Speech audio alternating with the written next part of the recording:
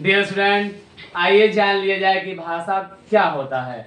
भाषा जैसे जो कुछ भी मैं कह रहा हूँ आप समझ जा रहे हैं, आप लोग जो कुछ भी कह रहे हैं मैं समझ जा रहा हूँ, ये क्या है? ये भाषा है ना।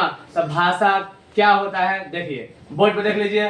भाषा वह माध्यम है जिसके द्वारा मनुष्य अपने मन के भावों को प्रकट करता है तथा अपने विचारों का आदान प्रदान करता है, उसे भाषा कहते हैं। भाषा के 3 रूप होता है, मौखिक, लिखित और सांकेतिक। तो मौखिक भाषा जब हम इंसान या मनुष्य अपने विचारों को, मन के विचारों को बोलकर प्रकट करते हैं तो उसे मौखिक भाषा कहते हैं, है ना।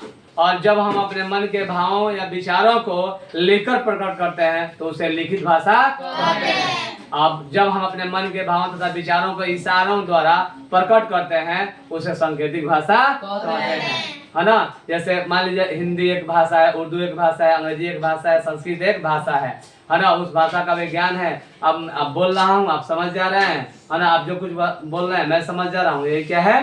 भाषा है। भाषा क्या एक माध्यम, एक रास्ता है जिसके जरिए हम अपने मन के भावों तथा विचारों को प्रकट करते हैं, एक दूसरे का विचारों को हम जान लेते हैं। ये क्या है? भाषा है। तो भाषा याद हो जाएगा ना। यहाँ देख लीजिए, ये भाषा हो गया, है ना, भाषा का परिभाषा, है ना।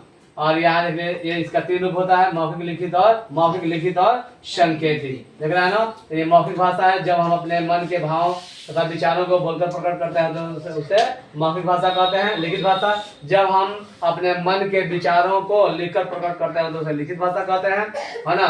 जब हम अपने मन के विचारों को इशारों से प्रकट करते हैं तो उसे सांकेतिक भाषा कहते हैं। याद हो जाएगा ना।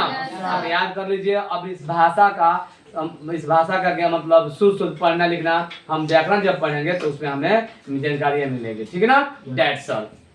याद हो जाएगा? कर लेंगे ना याद? इसे कॉपी पर नोट भी कर लीजिएगा, है ना। तो ये अवश्य याद हो जाएगा, याद करना जरूरी है, ठीक ना। तब उसके बाद आगे व्याकरण पढ़ाऊंगा, ठीक ना। याद हो जाएगा ना। ठीक है, दैट्स ऑल। याद कर लीजिएगा, है ना।